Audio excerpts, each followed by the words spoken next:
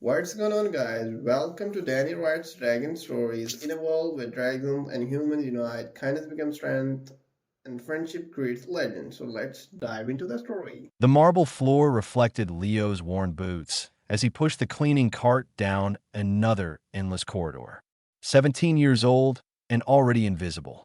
That was how things worked in the Celestial Palace. Umanskleanat. Dragons ruled. Nobody questioned it. His father had told him the rules before his first day. Keep your head down. Never speak unless spoken to.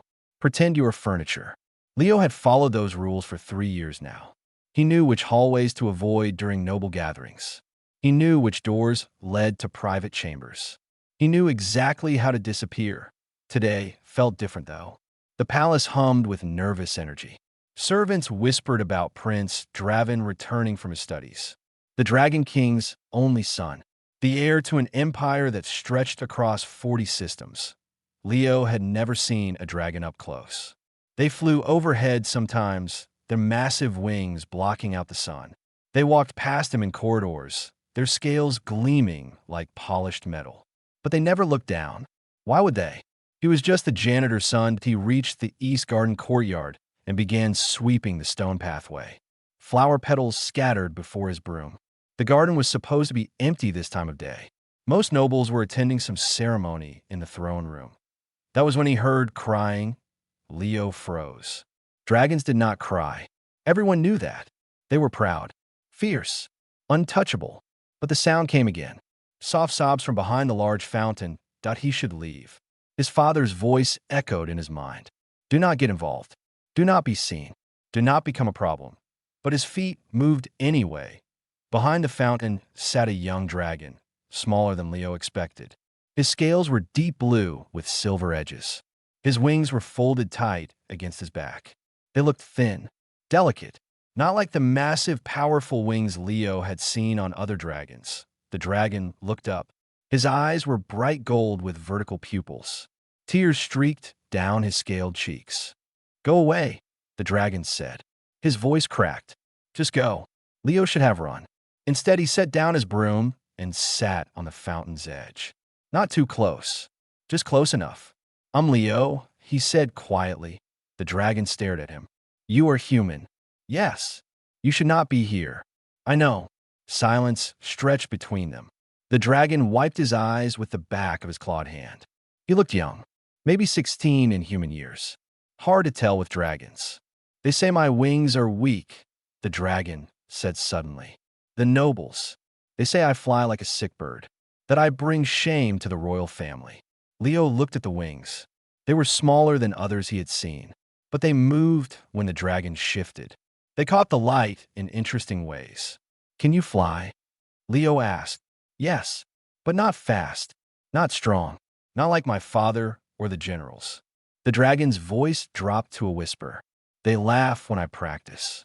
Leo thought about his own life, about being invisible, about hearing servants mock his father for being too slow now, too old, about knowing your place and never being able to change it. I'm sorry, he said. The dragon looked at him with surprise. Why would you care? I am dragon. You are human. Because nobody should be laughed at for trying. They sat together in the quiet garden. Leo knew he should leave, knew this moment could not last. But for now, in this hidden space, two outcasts shared something neither expected. Understanding. The dragon stood finally. He was taller than Leo, even hunched over. I am Draven, he said. The prince everyone pities. I'm Leo, he repeated. The janitor's son everyone ignores. Draven almost smiled. Almost. You should go. If guards find you talking to me, they will punish you. Leo picked up his broom. Will you be okay? I'm always okay, Draven said. But his voice said otherwise. Leo walked away slowly. He could feel golden eyes watching him leave. When he reached the corridor entrance, he looked back. Draven stood alone by the fountain, wings drooping. That night, Leo could not sleep. He kept thinking about the lonely dragon prince, about the mockery in a voice meant for rulers, about wings that worked but were never enough. He got up and found his carving tools. His mother had taught him to carve before she died. It helped calm his mind. His father said it was a waste of time. But Leo's small room was full of wooden figures. Birds, fish, trees, things that reminded him beauty existed outside palace walls that he worked through the night. By dawn, he held a small wooden dragon. Its wings were spread wide, its neck arched proud. He carved careful scales and tiny claws. It fit perfectly in his palm. The next day, he returned to the East Garden. The space was empty, but he left the wooden dragon on the fountain's edge where Draven had cried. As he walked away, he did not see the prince watching from an upper window, did not see golden eyes widen with surprise, did not see clawed hands carefully lift the small gift. Leo went back to being invisible, but something had changed. In a palace of power and hierarchy, a human had shown kindness to a dragon who needed it most, and neither of them would ever be the same. 3 days passed before Leo returned to the East Garden. His father had assigned him to the North Wing, far from where nobles gathered. He spent those days wondering if Draven had found the wooden dragon, wondering if it had been thrown away, wondering why he even cared. When he finally got back to the East Garden, his heart nearly stopped. The wooden dragon sat exactly where he left it, but next to it lay a piece of expensive parchment paper, the kind only royalty used. Words were written in shaky common tongue script. Thank you. Nobody ever made me anything before. If you want to talk again, I will be in the old tower garden at sunset, the one behind the archives that nobody uses anymore. Leo's hands trembled as he held the note. This was dangerous. Meeting a prince in secret could get him exiled, could get his father fired, could destroy the only life they had. He should burn the note. Forget this ever happened. Instead, as the sun began to set, he found himself climbing the old stone stairs behind the archive building. The tower garden had been abandoned for years. Weeds grew between cracked stones. A fountain sat broken and empty, but flowers still bloomed in wild tangles, and the view showed the entire palace grounds. Draven was already there, sitting on the fountain's edge. The wooden dragon rested in his clawed hands. "You came," the prince said. He sounded surprised. "You waited," Leo replied. They looked at each other for a long moment. In the fading light, Draven's blue scales seemed to glow. His wings were folded carefully, almost protectively, against his back. "Why did you make this for me?" Draven asked, holding up the carving. Leo sat down on the opposite side of the broken fountain, keeping distance between them. "You looked sad. I know how that feels. Humans get sad." The question should have offended Leo. Instead, it just made him tired. "Yes, we feel everything you do." Draven studied the wooden dragon again. "The wings are big on this. Strong, not like mine. I carved it how I see dragons. Powerful, free." Leo paused. "Maybe how you could be. I will never be powerful." The nobles made that clear today. Draven's voice was bitter. "They held flight trials. I came in last. My father watched the whole thing." "What did he say?" "Nothing." That was worse than yelling. Draven set the carving down carefully. "Why are you being kind to me? Humans serve us. You do not have to care." Leo thought about his answer. About his mother who died when he was 8. About his father who worked until his hands bled. About being 17 and knowing this was all his life would ever be.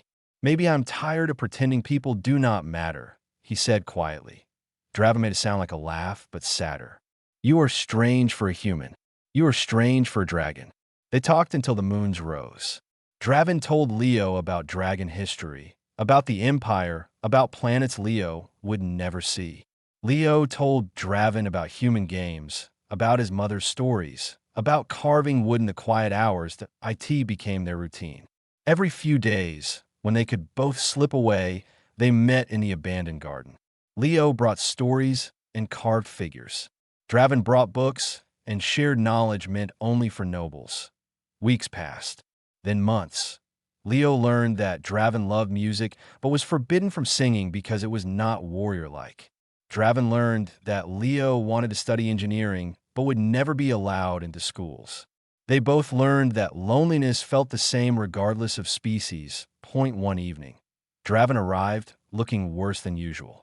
His scales were dull, his movements slow. "What happened?" Leo asked. "Flight practice. The instructor says I need to push harder, build strength."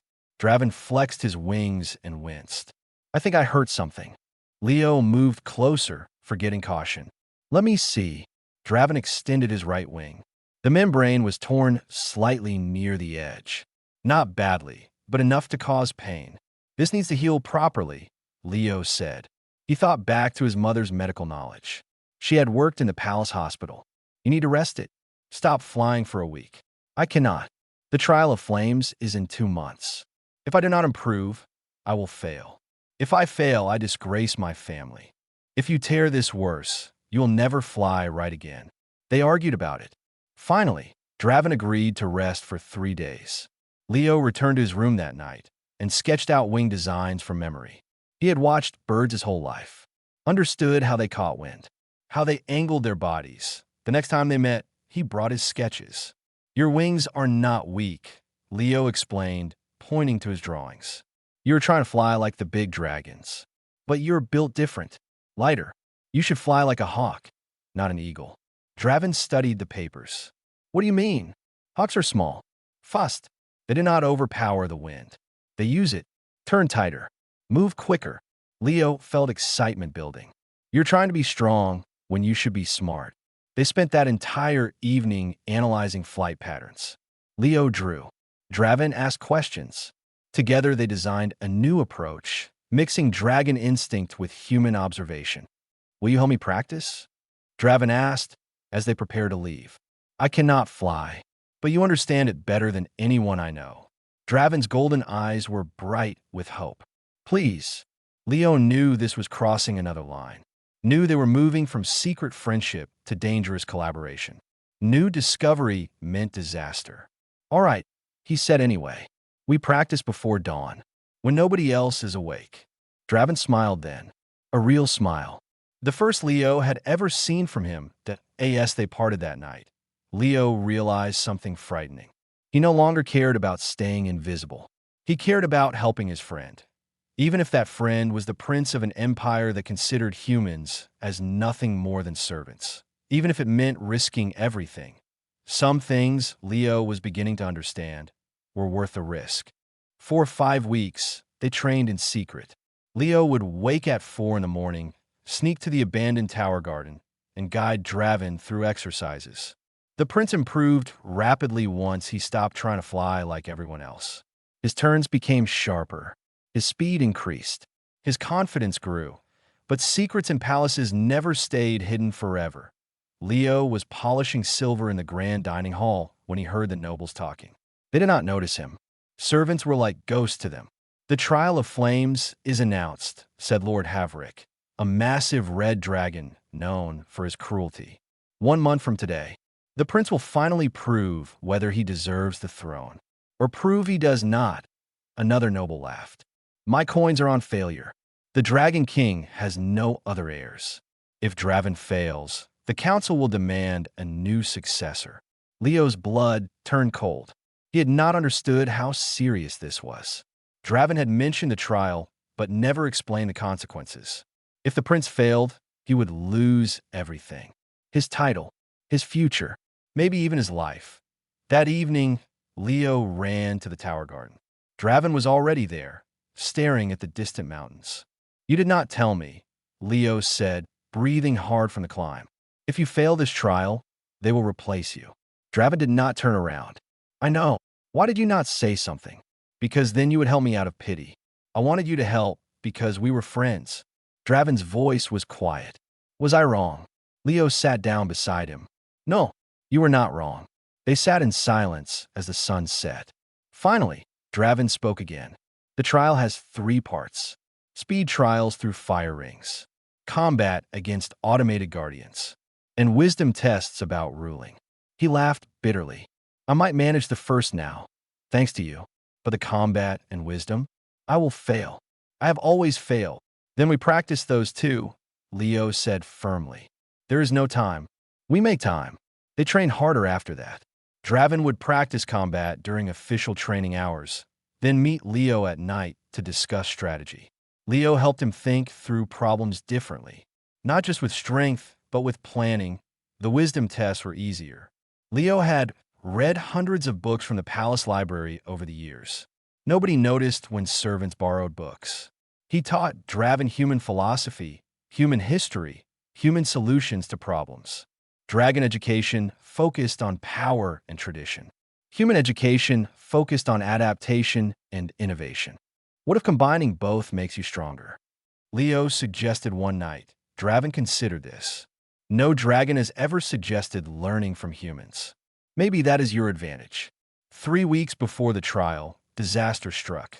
Leo was cleaning the council chamber when Lord Havrick entered. The red dragon never used this room. Leo should have left immediately, but he had knocked over his cleaning supplies, and scrambling to pick them up only drew attention. Havrick stopped, studied him. Those red eyes narrowed. You, the janitor's son. Havrick moved closer. I have seen you near the East Tower. I clean there sometimes, my lord, Leo said, keeping his head down. At dawn? I saw you from my window, meeting someone. Leo's heart hammered. I was just working, my lord. Liar. Havrick grabbed Leo's shirt and lifted him off the ground. Who were you meeting? Nobody, my lord. Please. Havrick threw him against the wall. Pain exploded through Leo's shoulder. I will discover the truth. And when I do, you will pay for whatever scheme you are planning.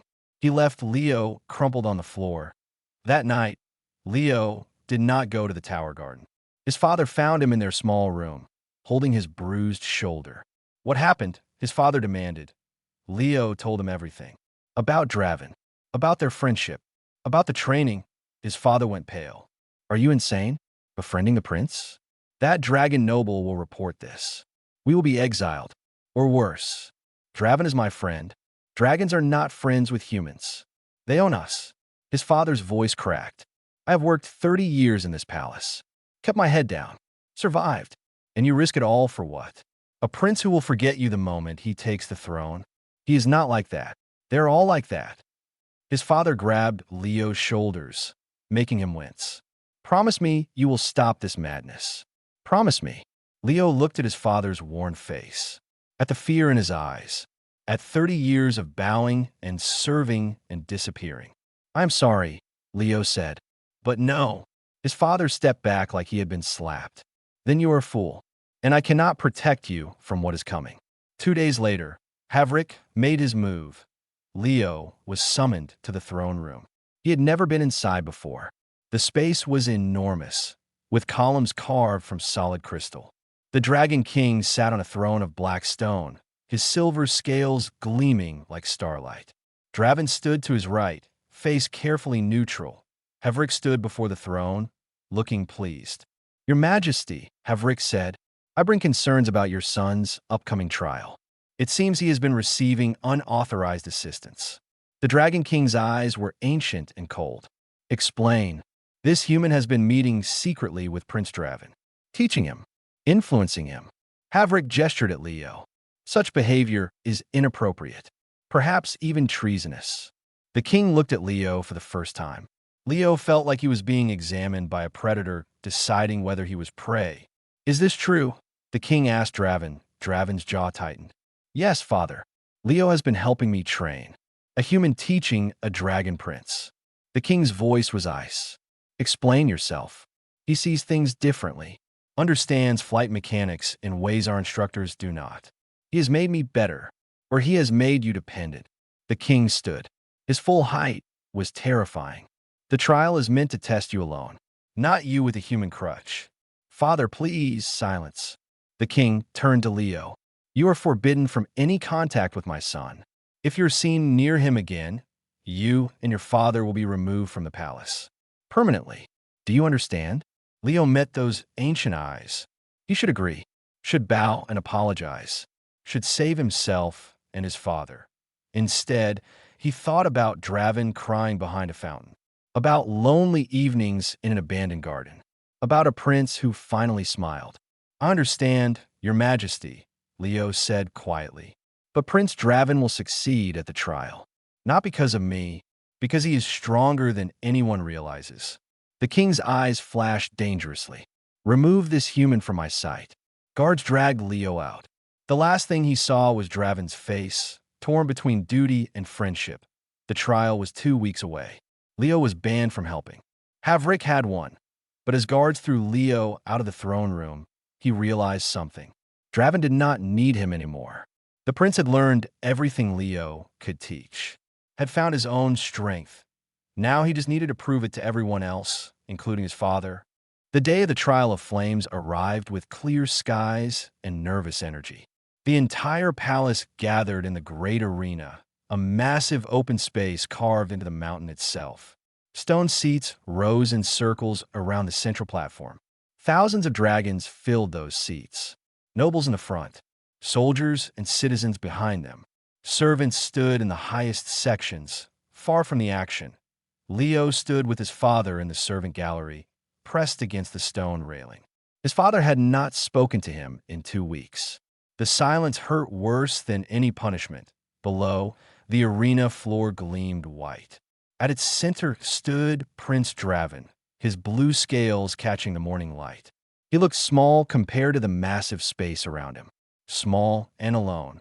The Dragon King sat in the royal box, surrounded by advisors. Lord Havric stood beside him. Looking smug, a herald dragon flew to the center and addressed the crowd.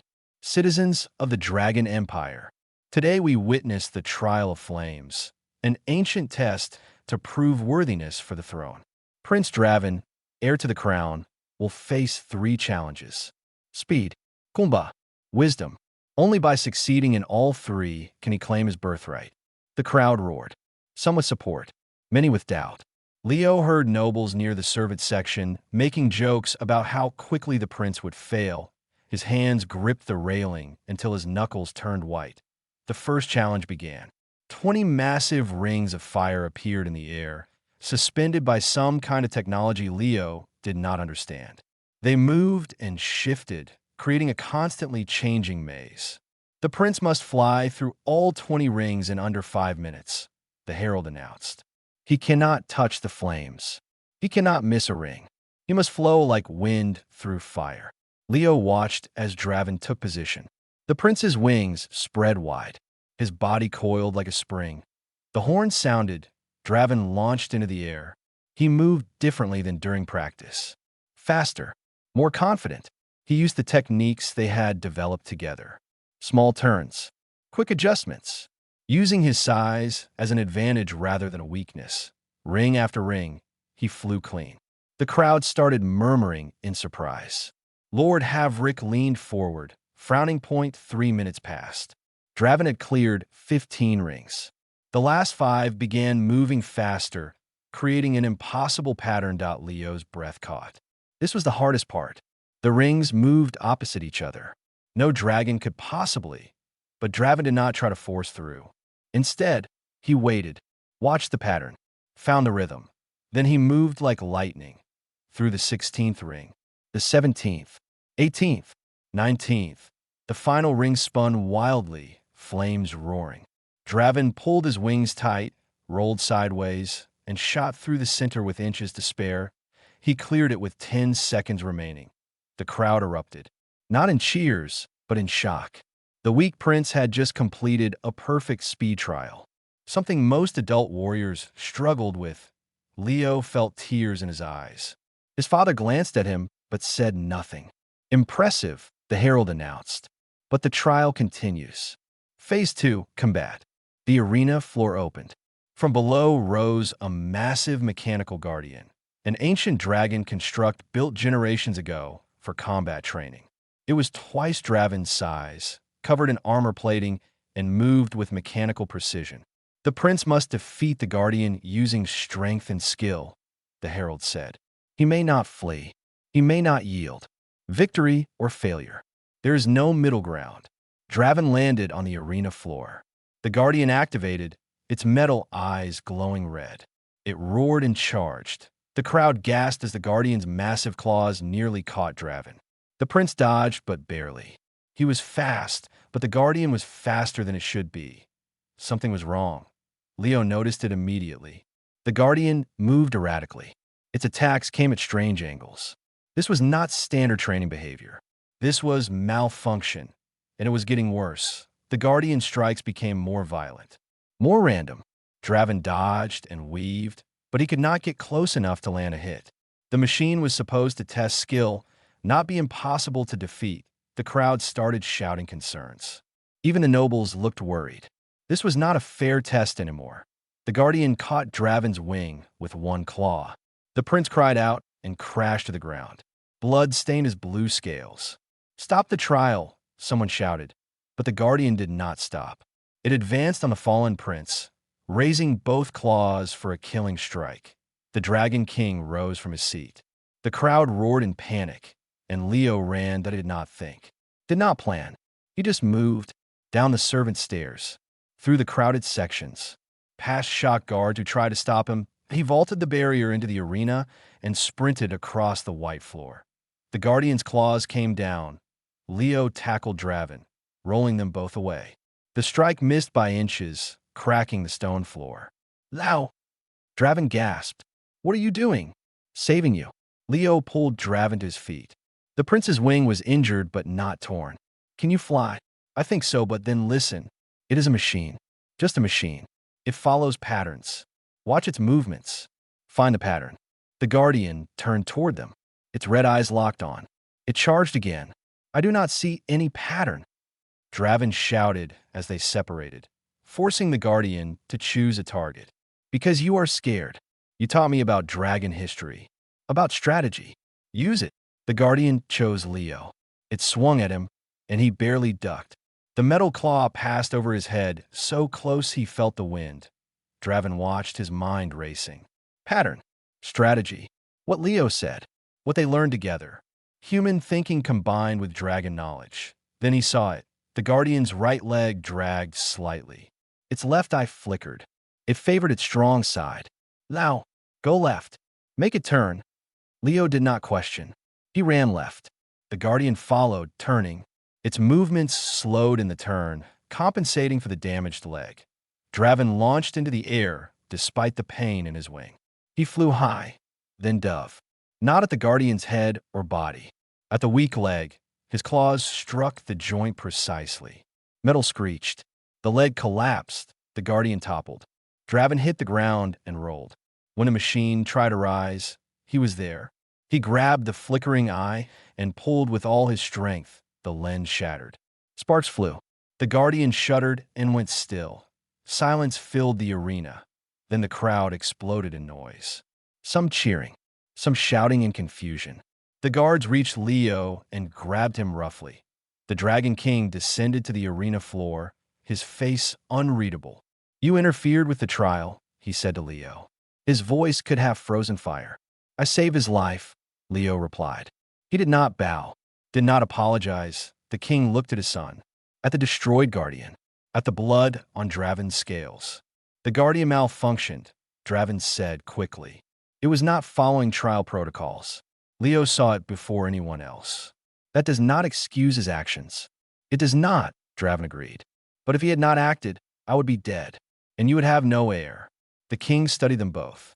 Two young fools who somehow succeeded where they should have failed. "The trial is paused," he announced to the crowd. "We will reconvene after investigation of the guardian's failure." As guards dragged Leo away, he locked eyes with Draven one last time. The prince mouthed two words, "Thank you." Leo smiled despite everything. Some things were worth any punishment. They locked Leo in a small chamber beneath the arena. Not a cell exactly, but close enough. Stone walls. One narrow window. A guard outside the door. Hours passed. Leo sat on the cold floor and waited for his punishment. Exile probably. Maybe worse. His father would suffer too. 30 years of loyal service destroyed because his son could not stay invisible. He did not regret it, though. Not for a second. The door opened. Leo expected guards. Instead, the Dragon King entered alone. Leo scrambled to his feet and bowed. The king moved like a mountain, slow and unstoppable. He filled the small room with his presence. "Sit," the king commanded. Leo Saturday, the king studied him with those ancient silver eyes. "You are either very brave or very stupid." "Both, your majesty." The king almost smiled. Almost. The guardian was sabotaged. Someone tampered with its programming, made it lethal instead of challenging. Leo's blood went cold. Someone tried to kill Prince Draven, or make his death look like an accident during the trial. The king's voice was ice. My guards are investigating. But that is not why I am here. He sat down across from Leo. The casual action was so unexpected that Leo forgot to breathe. My son improved dramatically in recent months, the king continued. His flight became excellent. His strategy sharpened. His confidence grew. The instructors noticed but could not explain it. The king leaned forward. Except I know the truth. A human janitor's son was teaching my heir to think differently. Leo swallowed hard. I just helped him see his strengths, Your Majesty. You did more than that. You gave him something I could not. The king paused. Hope. Silence stretched between them. I was hard on Draven, the king said finally. Too hard, perhaps. I worried his weaknesses would make him unfit to rule. I never considered that his differences might be advantages. He is stronger than you know, Leo said quietly. I am beginning to understand that. The king stood. The trial will continue tomorrow.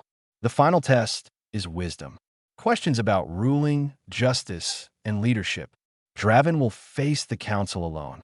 But if he passes, the king looked at Leo carefully. What should I do with you? Whatever you think is right, Your Majesty. That is not an answer. Leo thought about his father's fear, about 30 years of staying invisible, about the rules that kept humans and dragons separate. I do not know what is right, Leo admitted. I just know that Draven deserved a friend, and I'm glad I could be that for him. The king studied him for a long moment. Then he left without another word. That night, Leo could not sleep. He thought about Draven facing the wisdom tests alone, thought about questions designed to expose weakness, thought about his friend failing and losing everything. Morning came too fast. Guards escorted Leo back to the arena. The servant section was packed. Everyone wanted to see how this ended. His father stood in their usual spot, looking older somehow. Are you hurt? His father asked. It was the first words he had spoken in weeks. No, his father nodded. Good. Below, Draven stood in the center of the arena. The Dragon King sat in judgment. The council of nobles surrounded him in a semicircle. Lord Havrick was notably absent. Rumors said he was under investigation. The herald spoke. The final test. Prince Draven will answer questions from the council. Each answer will be judged on wisdom, compassion, and understanding of leadership.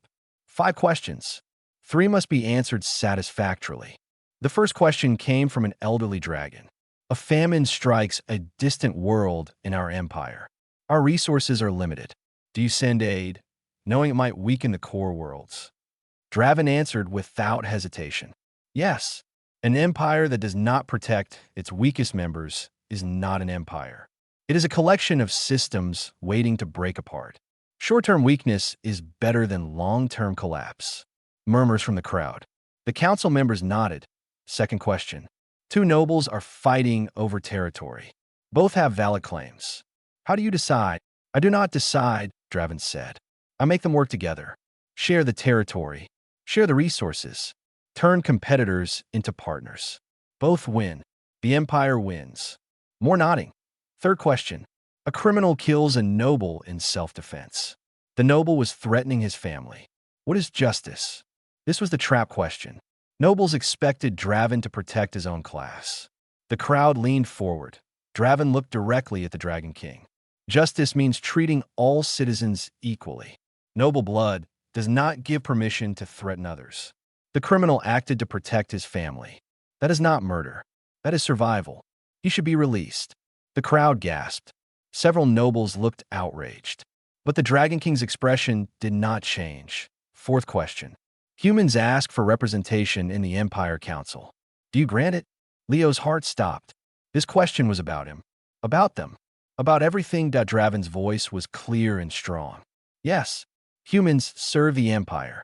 They work our ships, clean our palaces, maintain our technology. They deserve voices and decisions that affect their lives. An empire that silences half its population is choosing weakness. The crowd erupted in argument. Nobles shouted disagreement. Servants in the high sections stood in shock. The Dragon King raised his clawed hand. Silence fell. That is 4 questions, the king said. You need 3 acceptable answers. You have provided 4 excellent ones. He stood. The final question comes from me. The arena went completely quiet. You befriended a human, the king said. Against tradition, against protocol, against my direct command. Explain why I should not punish you for this disobedience. Draven met his father's eyes. Because that human taught me what it means to be a good leader. Not through dragon tradition or royal protocol, but through kindness, loyalty, and seeing value in others. Leo made me better. He made me worthy of this throne. If you punish him, you punish the best decision I ever made. The king stared at his son, at the young dragon who spoke with absolute conviction, who had grown from a weak prince into someone worth following. I am proud of you, the Dragon King said quietly. The words were barely audible, but everyone heard them. The king turned to the council. Prince Draven has passed all tests. He has proven his worth through speed, courage, and wisdom. He is confirmed as heir to the Dragon Empire. The crowd exploded in cheers, some reluctant, many genuine. Draven had earned their respect through trial and honesty. Guards brought Leo down to the arena floor. He thought they were taking him to prison. Instead, they led him to stand before the king. You interfered with the trial, the king said formally. This should result in exile. Leo's father made a sound of grief from the gallery above. However, the king continued, you also saved my son's life, helped him become who he needed to be, showed me that tradition is not always wisdom. The king placed one massive claw on Leo's shoulder. The weight was tremendous, but not crushing. I am creating a new position in this palace. Companion to the heir. You will serve my son not as a servant, but as an advisor, a friend, a bridge between species. Leo could not breathe. Your Majesty, do you accept? Leo looked at Draven. The prince smiled. Yes, Leo whispered. Yes, I accept. The crowd's reaction was mixed. Some nobles looked furious, but many others, especially the younger dragons, seemed thoughtful. Change was coming to the Empire. Slow maybe, but real. Leo stood beside Draven, receiving formal recognition. His father watched from above with tears running down his face. 30 years of invisibility. One son who refused to disappear. And now, everything was different. 6 months after the trial, Leo stood on the balcony of the East Tower and watched ships arrive from across the Empire. Delegates from 40 star systems gathered for the first Council of Unity, an event that would have been impossible a year ago. Impossible until a janitor's son and a dragon prince changed the rules. Nervous? Draven asked, landing beside him. The prince's wings had grown stronger. His confidence showed in every movement. Terrified, Leo admitted. Half those delegates want to see this fail. Only half. We're making progress then. Draven grinned. That expression came easily now. Remember what you told me during the trial? We do not need everyone to agree. We just need enough people to try. Leo smiled. They had both learned so much from each other. His father appeared in the doorway, wearing the formal robes of palace steward. After Leo's promotion, the king had elevated his father too. Turn out 30 years of loyal service meant something after all. The delegates are assembled, his father said. Your Majesty, they are ready for you. Draven nodded. Thank you, steward. Leo's father bowed, but there was pride in his eyes now. Not fear, pride in his son who refused to stay invisible. They walked together through the palace. Servants bowed to both of them. Some still seemed uncomfortable. Change was hard, but others, especially younger ones, looked at Leo with something like hope. If a janitor's son could become companion to the heir, what else was possible? The council chamber was enormous. 40 dragon delegates filled elevated seats arranged in circles. In the center stood a smaller platform where Leo would speak. He was the first human to ever address the Dragon Council officially. In no pressure at all, Draven took his seat beside the Dragon King. The king had changed too over these months. Harder to notice than Draven, but real. He listened more, questioned old traditions. Sometimes Leo caught him watching his son with something almost like wonder. The herald announced Leo's name. The chamber went silent. Leo climbed to the center platform. 40 pairs of dragon eyes focused on him. Some curious, some hostile, all waiting to see if this experiment would crash and burn. That he cleared his throat. Honored delegates. I stand before you not to ask for power, not to demand equality, but to share what I have learned about strength. A few dragons shifted uncomfortably. Leo continued. 6 months ago, Prince Draven was considered weak. Too small, too different. He did not fit what dragons thought a prince should be. Leo looked at Draven, but his differences made him stronger. His size made him faster. His struggles taught him empathy. His willingness to learn from everyone, even humans, gave him wisdom. Murmurs rippled through the chamber. This empire has humans, dragons, and dozens of other species. We all serve the same goal: peace, prosperity, survival. But we waste potential by keeping everyone in boxes. Leo's voice grew stronger. Humans have knowledge. Dragons have power. Together, we could achieve things neither can alone. A delegate stood. You speak well, human, but words are easy. What proof do you have that cooperation works better than our current system? Leo had prepared for this question. The guardian that nearly killed Prince Draven was built by dragons using only dragon knowledge. It took a human perspective to defeat it. The trial challenges were designed by dragons for dragons. But human thinking helped the prince succeed. Every innovation in this empire came from mixing ideas, not isolating them. Another delegate spoke. And if humans gain influence, why should they remain loyal to dragon rule? Because real loyalty is not demanded, Leo said. It is earned.